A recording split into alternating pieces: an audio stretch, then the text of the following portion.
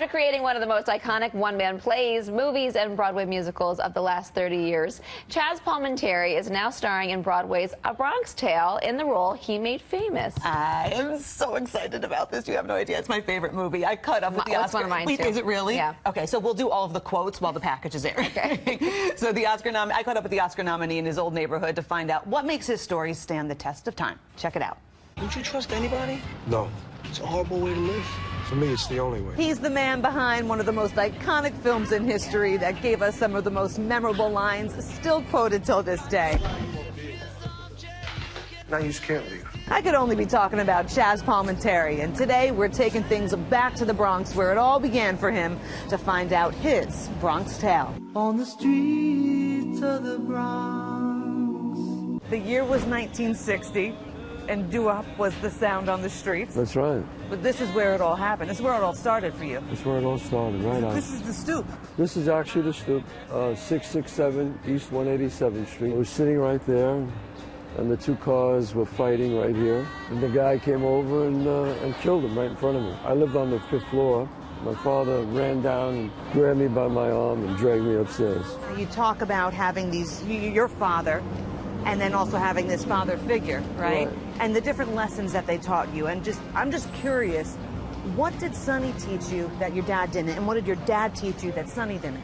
Sonny taught me that sometimes, fear is better than love. My father taught me that love is better than fear. So I kind of learned both things. Is it better to be loved or feared?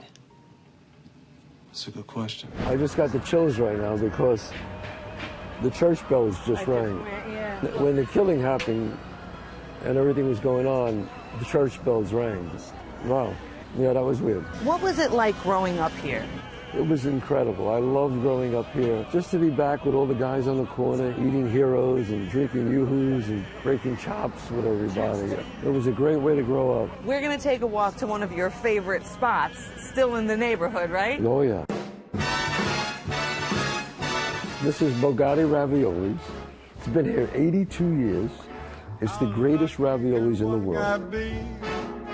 I kissed her and she kissed me. This is it, pal.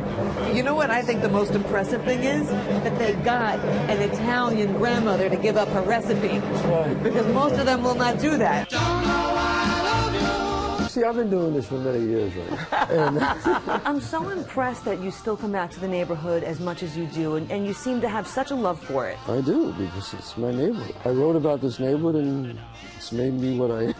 Now, I got to ask you, because I had the privilege of seeing you do the one-man play, right? Yes.